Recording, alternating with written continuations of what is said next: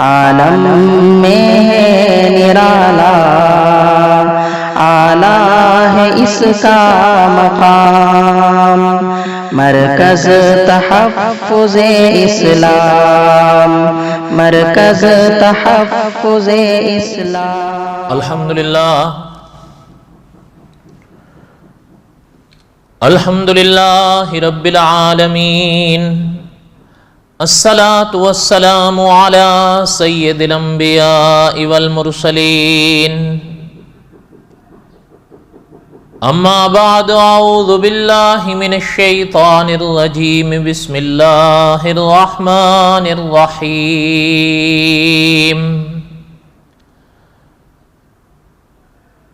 قل هو اللہ احد اللہ الصمد لم یلد ولم یولد ولم یکن له کفوا احد۔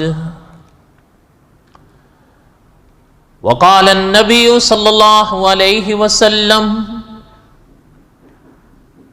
من قال لا الہ الا اللہ دخل الجنہ۔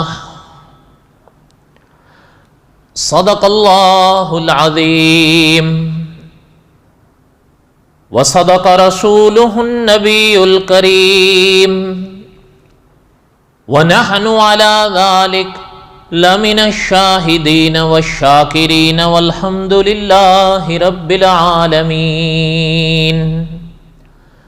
اللہم صلی علی محمد وعلی آل محمد کما صلیت علی ابراہیم وعلی آل ابراہیم انک حمید مجید۔ اللہم بارک علی محمد وعلی آل محمد کما بارکت علی ابراہیم وعلی آل ابراہیم انک حمید مجید۔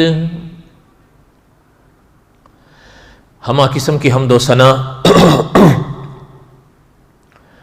اللہ ذات لم یزل لا یزال کی پاک ذات کے لیے، صدق دل سے لا تعداد مرتبہ درود و سلام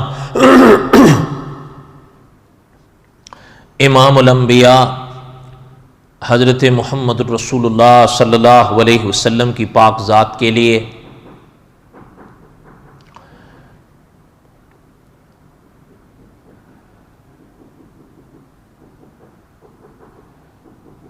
غالباً پرسوں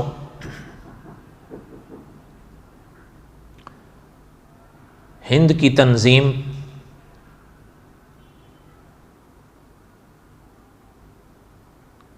تحفظ اسلام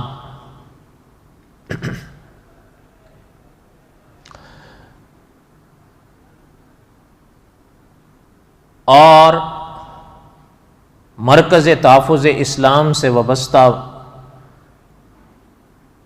جناب محمد فرقان صاحب نے رابطہ کیا تھا اور فرما رہے تھے کہ ان حضرات کا کوئی مشورہ ہوا ہے جس کا خلاصہ یہ ہے کہ انہوں نے حکماً فرمایا ہے کہ اسلام کے عقیدوں پر کچھ درس دیے جائیں، ان کو محفوظ رکھا جائے اور پھر ان کو نشر کیا جائے۔ بہرحال اسلامی عقیدوں پر جب بھی کوئی حکم کرے ان کا حکم سر آنکھوں پر ہے، اور اللہ تعالیٰ سے دعا ہے کہ اللہ تعالیٰ مجھے اپنی مرضی کے مطابق سچ حق کہنے، سمجھانے اور سامنے والوں کو سمجھنے کی توفیق بخشیں۔ بہرحال یہ مرکز تحفظ اسلام کی احسانات میں سے ایک احسان ہے کہ کچھ عرصہ قبل انہوں نے مجھے صحابہ پر درس دینے کا فرمایا تھا، وہ بھی میرے لیے سعادت تھی، اور اسلامی عقیدوں پر انہوں نے فرمایا یہ بھی میرے لیے سعادت ہے، اور میں دعا گو ہوں ان کے لیے بھی کہ اللہ تعالیٰ ان کو اخلاص کے ساتھ عقائد اسلام کی حفاظت اور تبلیغ کرنے کی توفیق نصیب فرمائیں، اور اللہ تعالیٰ ان کی راہ میں آئی ہوئی یا آنے والی ہر مشکل کو اپنے کرم سے دور فرمائیں۔ وقت چونکہ تھوڑا ہے، میں سامعین ہوں یا ناظرین ہوں سب سے گزارش کروں گا کہ میری بات کو غور سے، توجہ سے سماعت فرمائیں، چونکہ یہ کوئی تقریر نہیں، ایک درس ہے، اور درس عموماً تقریر سے مشکل ہوتا ہے، اور خاص کر اب جو ہماری طبیعتیں بن گئی ہیں وہ طبیعتیں بھی ایسی ہو گئی ہیں کہ ہم اور آپ مشکل تقریر بھی نہیں سن پاتے، درس تو بڑی دور کی بات ہے۔ عموماً ہم سب زیادہ تر آسانیوں کے عادی ہیں، جس چیز میں زیادہ آسانی ہو اور جو شے زیادہ آسانی سے سمجھ آ جائے، جس میں ہمیں تکلف یا تکلیف نہ ہو، وہ ہمیں زیادہ بھانے لگتی ہے، چاہے وہ میری طرح بالکل علم کے ایک کیا کہتے ہیں الف اور بے بھی نہ جانتے ہوں۔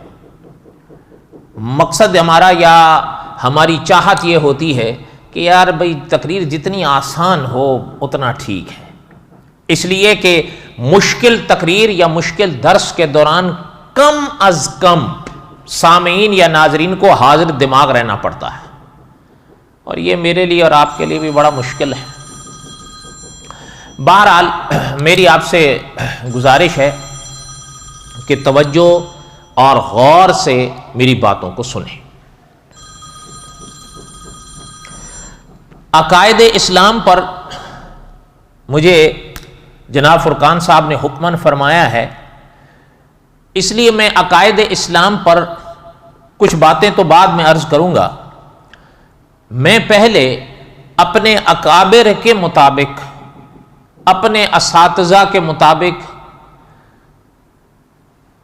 عقائد عرض کرنے یا پڑھنے سے پہلے، ظاہر بات ہے سارے تو نہیں پڑھے جا سکتے، کچھ خلاصہ میں عرض کر سکوں گا جس میں پہلے خود کو اور پھر آپ کو مخاطب کروں گا انشاءاللہ۔ ایک بات۔ دوسری بات، عقائد میں نے ابھی عرض کیا سارے تو نہیں بیان کیے، جیسے مثال کے طور پر میرے ہاتھ میں یہ کتاب ہے عقائد الاسلام، مولانا محمد ادریس کاندلوی رحمۃ اللہ علیہ کی یہ کتاب ہے جو اسلامی عقیدوں پر ایک خزانہ ہے۔ اللہ ذوالجلال والاکرام کی پاک ذات اور اللہ ذوالجلال والاکرام کی پاک صفات پر مولانا ادریس کاندلوی رحمۃ اللہ علیہ نے اس کتاب میں 33 عقیدے لکھے ہیں، 30 کے اوپر 3۔ اب ظاہر ہے سارے تو ہم نہیں پڑھ سکیں گے، کچھ باتیں پڑھ دیں گے انشاءاللہ، لیکن شاید آج تو اس درس میں تو مشکل ہے، لیکن اس کی وجہ یہ ہے کہ ہمارے اکابر کا ایک طریقہ رہا ہے اور وہ بالکل بجا ہے۔ وہ یہ ہے کہ میں اور آپ، تجربہ یہ ہے کہ اس وقت تک کوئی کام کرنے کے لیے تیار نہیں ہوتے جب تک سامنے والے کام کی اہمیت ہمارے دل و دماغ میں نہ بیٹھی ہوئی ہو۔ میں اور آپ کوئی کام بھی کریں گے تبھی کریں گے جب اس شے کی اہمیت ہمارے دل میں ہو۔ جیسے کبھی کبھی کوئی کہتا ہے نا کہ جی مجھے فلاں بات یاد نہیں رہی، یا مجھے فلاں سے رابطہ یاد نہیں رہا، تو اصل بات جہاں پر تان ٹوٹتی ہے وہ یہی ہے کہ اس شخص کے دل میں اس بات کی یا اس شخص کی وہ اہمیت نہیں ہے۔ اگر اہمیت ہو تو سوال ہی نہیں پیدا ہوتا کہ انسان کام یا اس انسان سے رابطہ بھول جائے۔ نہیں کر رہا ہے تو اسی لیے نہیں کر رہا ہے کہ اہمیت وہ نہیں ہے، بس ٹھیک ہے ہو گیا تو ہو گیا، نہ ہوا تو کوئی بات۔ اس لیے جب تک کوئی شے میں اور آپ سیکھیں گے یا سیکھنے کے لیے تیار ہوں گے تب تک نہیں ہوں گے جب تک اس شے یا اس کام کی اہمیت ہمارے دل میں نہیں بیٹھی ہوئی ہو۔ اگر اس کام کی اہمیت ہمارے دل میں ہوگی پھر ہم ہر محنت کرنے کے لیے انشاءاللہ تیار ہوں گے، اور پھر وہ کام ہمارے لیے بڑا آسان ہوگا، پھر ہمیں کوئی مشکل بھی نہیں ہوگی۔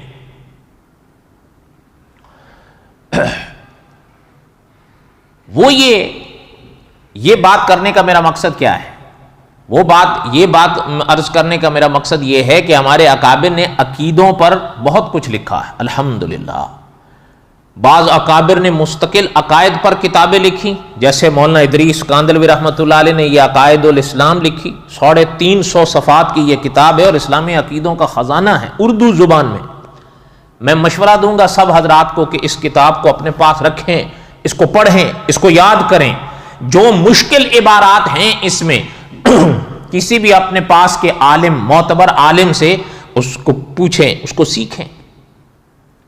مناظر ختم نبوت مولانا منظور احمد چنوٹی رحمۃ اللہ علیہ سبقاً ایک چیز فرمایا کرتے تھے طلباء سے، حضرت فرماتے تھے کہ مجھے اور آپ کو تو چاہیے کہ علماء کے پیچھے پڑ جائیں کہ بھئی یہ بات ہمیں نہیں سمجھ میں آ رہی، آپ سمجھاؤ۔ اس لیے اس کتاب کو اپنے پاس رکھیں، یاد کریں، سیکھیں، بڑی لاجواب کتاب۔ کہنے کا مقصد یہ ہے کہ ہمارے اکابر نے عقیدوں پر بڑی بڑی محنت کی ہے۔ بعض اکابر نے عقیدوں پر مستقل کتاب لکھی۔ مولانا ادریس کاندلوی رحمۃ اللہ علیہ نے عقائد الاسلام پر نہ صرف یہ بلکہ حضرت کی 3 بڑی کتابیں ہیں عقائد الاسلام پر۔ ایک تو ہے اصول اسلام، بڑی لاجواب کتاب ہے۔ پھر دوسری یہ ہے عقائد الاسلام، اور تیسری ہے حضرت کی علم کلام۔ سارے اسلامی عقیدے، پتہ چلتا ہے کہ محترم کے دل میں اسلامی عقیدوں کی کتنی اہمیت تھی۔ ایک بات۔ دوسری بات، ہمارے بعض اکابر نے مستقل عقیدوں پر مستقل کتابیں لکھی ہیں، الگ الگ عقیدوں پر الگ الگ کتابیں۔ مثلا ہمارے ملک میں شیخ الحدیث مولانا سرفراز صاحب رحمۃ اللہ علیہ گزرے ہیں۔ عام طور پر ہمارے ہاں علم غیب، حاضر و ناظر اور مختار کل کے مسئلے سنائے جاتے ہیں۔ مولانا سرفراز صاحب رحمۃ اللہ علیہ نے ان تینوں عقیدوں پر مستقل 3 کتابیں لکھی ہیں۔ علم غیب پر حضرت نے لکھی ازالت الریب، حاضر و ناظر پر حضرت نے لکھی آنکھوں کی ٹھنڈک، اور مختار کل کے عقیدے پر حضرت نے لکھی دل کا سرور۔ یہ تینوں کتابیں ہیں ان تینوں عقیدوں پر۔ پتہ چلتا ہے محترم کے دل میں عقیدوں کی کتنی اہمیت تھی۔ مثلا ازالت الریب جو ہے علم غیب کے مسئلے پر حضرت نے جو یہ کتاب لکھی ہے، یہ 550 صفحے کی کتاب ہے۔ میرے کہنے کا مقصد کیا تھا کہ اکابر کی ان اداؤں سے عقیدوں کی اہمیت کو سمجھو۔ عقیدے کی جب تک اہمیت دل میں نہیں آئے گی، میں اور آپ عقیدے پر محنت کبھی نہیں کریں گے۔ اگر کوئی بات سن بھی لیں گے تو ممکن ہے کہ شاید ہم اس سے یاد نہ رکھیں، یا شاید اسے اس طرح یاد نہ رکھیں جس طرح اسے یاد رکھنے کا تقاضا ہے۔ اور یہ یاد رکھیں کہ عقیدہ ہمارے اکابر نے مختلف مقامات پر سمجھایا، تقاریر سے، تحریر سے، لیکن ہمارے اکابر کی ایک ادا رہی ہے کہ عقیدے کی وضاحت کرنے سے پہلے عقیدے کی اہمیت بتائی ہے کہ عقیدے کی اہمیت کیا ہے۔ یہ ساری تمہید عرض کرنے کا میرا مقصد یہ ہے کہ میں عقیدوں کو پڑھنے سے پہلے عقیدے کی اہمیت پر کچھ بات عرض کرنا چاہتا ہوں۔ جب میرا تجربہ یہ ہے، اور انشاءاللہ صحیح ہوگا، کہ جب تک کسی شے کی اہمیت دل میں نہیں بیٹھے گی، میں اور آپ اس کے لیے محنت نہیں کریں۔ عقیدے کی اہمیت تو دل میں نہیں ہے، جس کے نتیجے آج وہ ہیں جو سامنے آ رہے ہیں۔ دیکھیں، میں ایک بات عرض کروں، آپ اللہ نہ کرے کہ آپ برا منائیں، لیکن ایک بات میں عرض کیے بغیر رہ نہیں سکتا، وہ یہ ہے کہ ہم نے عموماً دیکھا ہے ہمارے کئی دوست ساتھی، یہ تو مانی ہوئی بات ہے نا، مثلا میں نماز پڑھانے آتا ہوں، اگر میرے کپڑے پر کوئی غلط چیز، نجاست لگی ہوئی ہو اور میں آ کے نماز پڑھا لوں، نجاست کو میرے کپڑے پہ لگا ہوا نہیں ہونا چاہیے تھا، میرے کپڑوں کو پاک ہونا چاہیے تھا، تبھی میری بھی نماز ہوگی اور میرے مقتدیوں کی بھی ہوگی۔ اور اگر اللہ نہ کرے میرے کپڑے پر غلط چیز نجاست لگی ہوئی ہے اور سامنے والے نے دیکھ لی، تو ہر شخص مجھے خود آگے بڑھ کے کہے گا امام صاحب آپ کے کپڑے پر نجاست لگی ہوئی ہے، اس کو صاف کریں، اس کو دھوئیں، اپنے آپ کپڑے پاک کریں تاکہ آپ کی بھی نماز صحیح ہو اور آپ کے پیچھے ہماری بھی نماز صحیح ہو۔ میرے کپڑوں کے اوپر نجاست کو کوئی مقتدی برداشت نہیں کرے گا دیکھ کر، لیکن میرے اور آپ کے وہی مقتدی ہوتے ہیں۔ اللہ نہ کرے، اللہ نہ کرے اگر میرے عقیدے میں غلط چیزیں شامل ہیں، اور یاد رکھیں عقیدے میں جو غلط چیزیں ہوتی ہیں، انما المشرکون نجس، وہ بھی پلید ہوتی ہیں،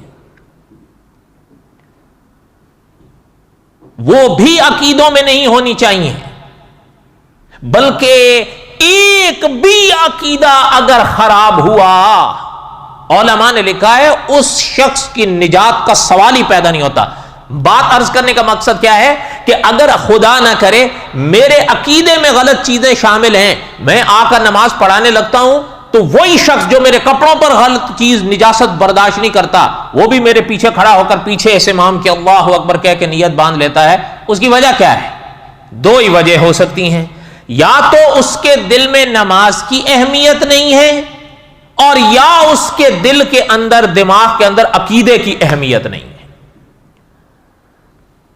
ان دو میں سے باہر نہیں نکل سکیں گے۔ یا تو اس کے دل میں نماز کی اہمیت وہ نہیں ہے جس کا تقاضا ہے، اور اگر نماز کی اہمیت ہے، اور لگتا تو ہے کہ ہے، اس لیے کہ اگر نماز کی اہمیت نہ ہوتی تو نماز پڑھنے کیوں آیا ہے؟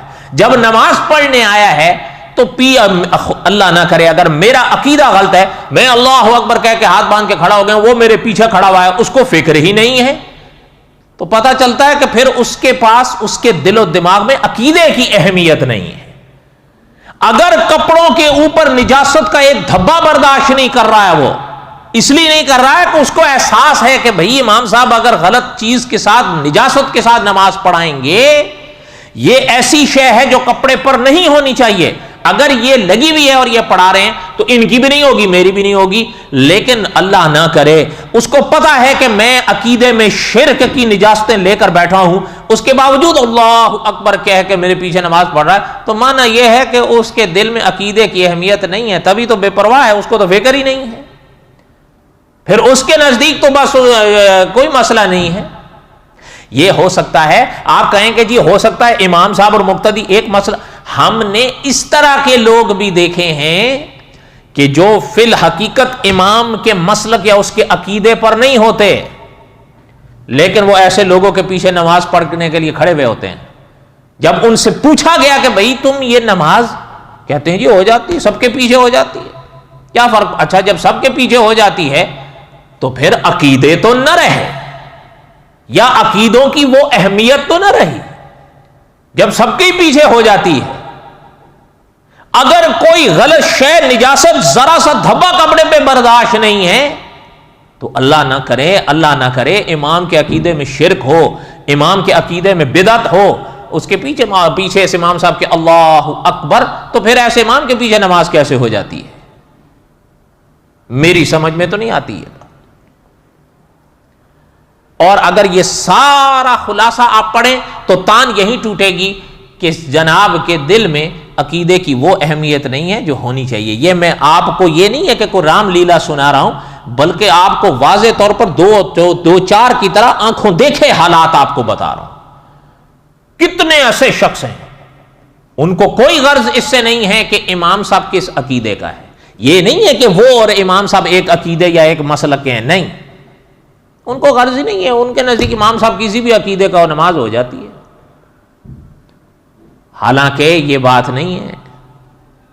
جس طرح نجاست اگر کپڑے پر لگی ہوئی ہو اس کا اثر نماز پر جاتا ہے کہ نماز نہیں ہوگی، اسی طرح فقہا نے لکھا ہے اگر عقیدہ غلط ہے تو اس کا اثر بھی نماز پر جائے گا، نہ اس کی ہوگی نہ جو پیچھے کھڑے ہیں ان کی ہوگی۔ ان جملوں سے عقیدوں کی اہمیت کو سمجھو۔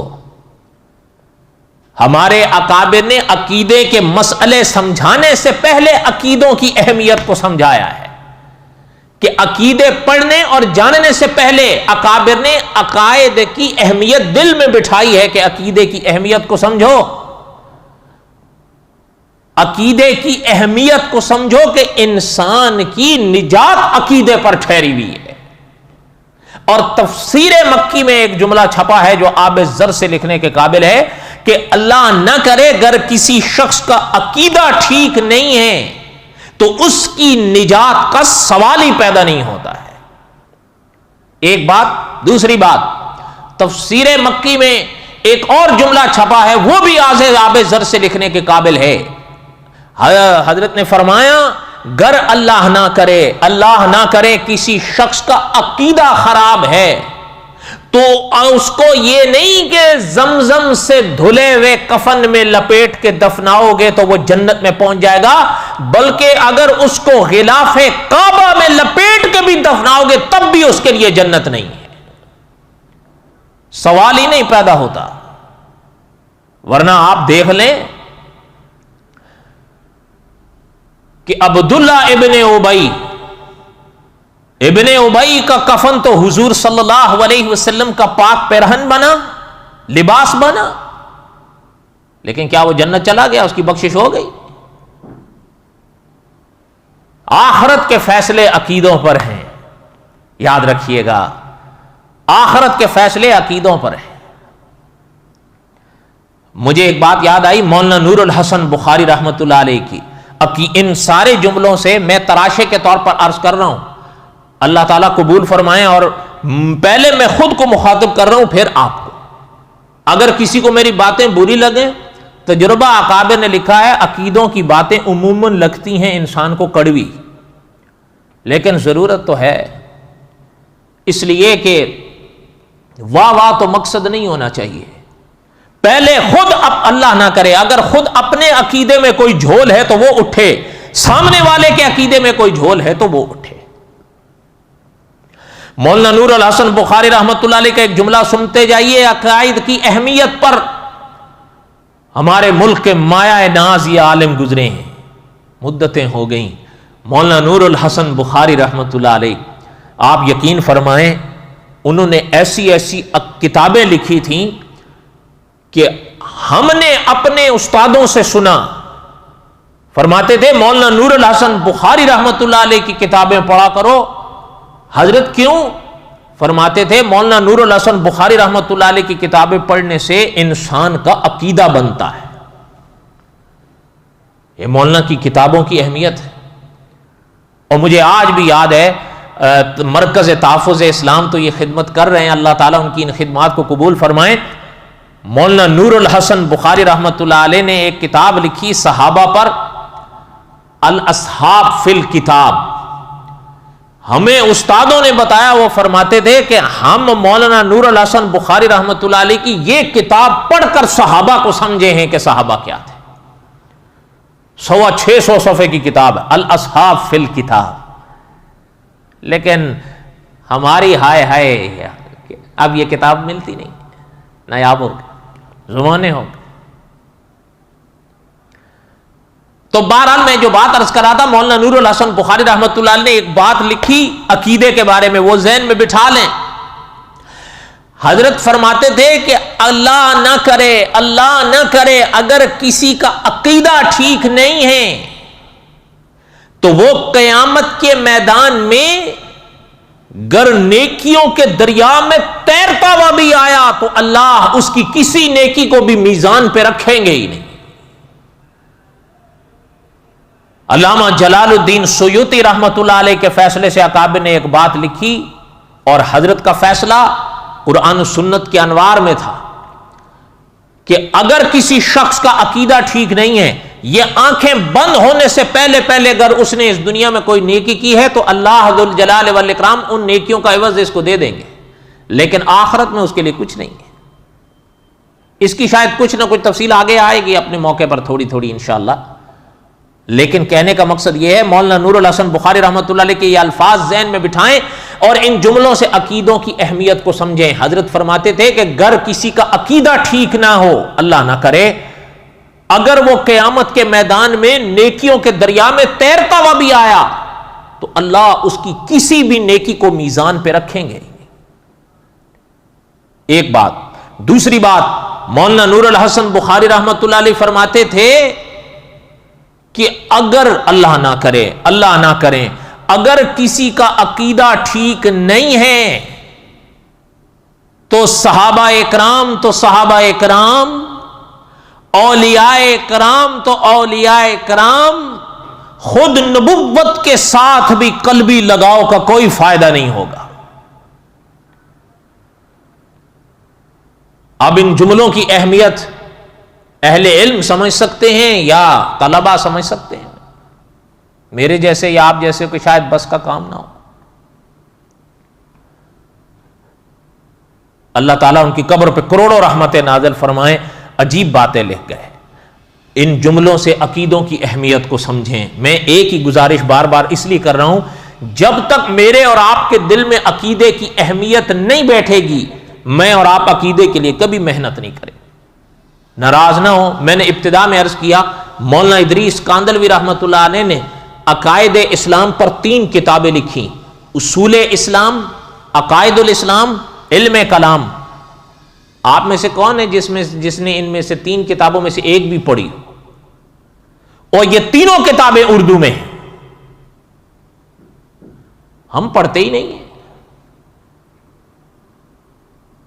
اور ایک چیز تو ہے،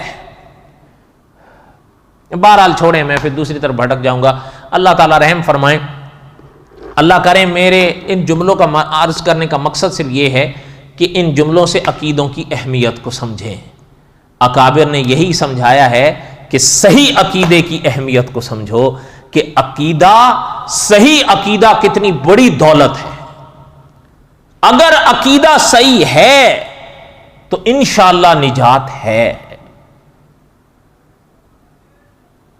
بلکہ منہاج مسلم میں تو یہاں تک لکھا ہے کہ مدرس حرم فرماتے ہیں کہ اعمال کی کوتاہیاں یا کمزوریاں قابل معافی ہیں. اللہ ذوالجلال والاکرام کی طرف سے انسان کو امید رکھنی چاہیے. لیکن صاحب منہاج مسلم نے لکھا ہے اگر کسی کے عقیدے ٹھیک نہیں ہیں تو ان کی بخششوں کے سوال ہی پیدا نہیں ہوتے. یہ اللہ کے قانون ہے اور اللہ کے قانون بدلتے نہیں. تو بہرحال میرے کہنے کا مقصد یہ تھا کہ ان جملوں سے عقیدوں کی اہمیت کو سمجھیں. اب آئیے میں ذرا عقیدے کی اہمیت کے حوالے سے ہی مولانا ادریس کاندلوی رحمت اللہ علیہ کے 1-2 جملے آپ کو سناتا ہوں.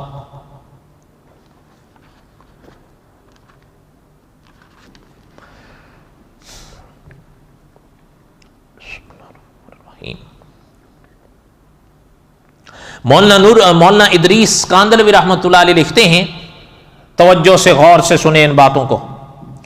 مولانا ادریس کاندلوی رحمت اللہ علیہ لکھتے ہیں کہ شریعت اسلام کے 2 جز ہیں. یہ یاد رہے، میں مولانا ادریس کاندلوی رحمت اللہ علیہ کی عبارت کی تلخیص کروں گا، خلاصے کے طور پر پڑھوں گا، لیکن انشاءاللہ الفاظ کو نہیں بدلوں گا، معنی مفہوم کو نہیں بدلوں گا، وہی رہے گا، بس تلخیص کر دوں گا خلاصے کے طور پر. کوئی مشکل لفظ ہوگا تو اس کا ترجمہ کر دوں گا تاکہ سننے والے سمجھ سکیں، لیکن کوئی لفظ بدلوں گا نہیں انشاءاللہ، یا اس کا معنی نہیں بدلوں گا. مولانا ادریس کاندلوی رحمت اللہ علیہ لکھتے ہیں شریعت کے 2 جز ہیں، ایک اعتقادی اور ایک عملی. اعتقادی عقیدے سے متعلق، عملی عمل سے متعلق. آگے سنیں. حضرت لکھتے ہیں کہ عقیدے دین اسلام کی اصل ہے، جسے آپ اور میں جڑ کہتے ہیں. عقیدے دین اسلام کی اصل ہیں اور عمل اس کی فرع ہے. فرع جو ہوتی ہے یہ آپ ایسے سمجھیں ٹہنی، اور یہ بات آپ اور میں خوب سمجھ سکتے ہیں کہ درخت کی بہار جو ہوتی ہے نا وہ اصل تو جڑ پر ہوتی ہے نا، ٹہنیوں پر تو نہیں ہوتی. جڑیں ہیں تو درخت ہے. اللہ نہ کرے اگر جڑ ہی نہ رہے، سوکھ جائے، ختم ہو جائے تو پھر درخت تو کیا، ٹہنیوں سے تو اس پہ باہر نہیں کھڑی رہ سکتی۔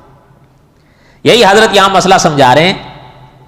حضرت لکھتے ہیں بغیر عقیدے کے عذاب آخرت سے نجات متصور ہی نہیں ہے۔ وہی بات آ گئی جو میں شروع سے کہتا آ رہا ہوں، ہر عالم نے اپنے انداز سے، اپنے الفاظ سے اس مسئلے کو سمجھایا ہے، خلاصہ سب کا ایک ہی ہے۔ آگے سنیں، حضرت فرماتے ہیں اور جس شخص میں عقیدہ موجود ہو، اس کا عقیدہ صحیح ہو، مگر عمل مفقود ہو، عمل میں کمزور تھا جیسے میں اور آپ،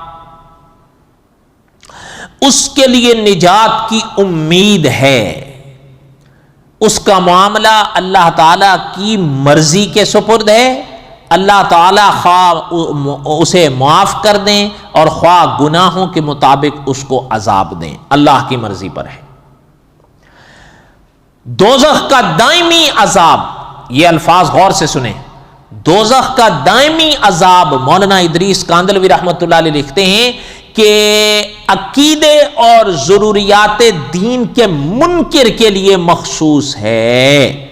عمل نہ کرنے والا اگرچہ عذاب میں داخل کیا جائے گا اگر اللہ کو یہی منظور ہوا تو، لیکن عقیدے صحیح ہونے کے وجہ سے، ان عقیدے کے صحیح ہونے کی بنا پر دوزخ کا دائمی عذاب اس کے حق میں مفقود ہے۔ یہ نہیں ہے کہ وہ دائمی اس کے اندر رہے گا، ایک نہ ایک دن نجات پائے گا۔ معنی یہ کہ اگر ایک شخص کے عقیدے تو صحیح تھے لیکن عمل میں میری اور آپ کی طرح کمزور نکلا، تو اگر اللہ نہ کریں، اللہ کو یہی منظور ہوا کہ اس کو سزا دینی ہے، تو پھر وہ دوزخ میں جائے گا لیکن اپنے اعمال کی سزا بھگت کر ایک نہ ایک دن واپس آ جائے گا۔ یہ اہل سنت و جماعت کا عقیدہ ہے۔ اعمال کے جرم کی وجہ سے وہ سدا دوزخ میں نہیں رہے گا، صحیح عقیدے کی وجہ سے وہ ایک نہ ایک دن لوٹے گا۔ ان جملوں سے بھی عقیدوں کی اہمیت کو سمجھیں کہ صحیح عقیدے کتنی بڑی دولت ہے۔ عالم میں ہے نرالا، اعلیٰ ہے اس کا مقام، مرکز تحفظ اسلام، مرکز تحفظ اسلام۔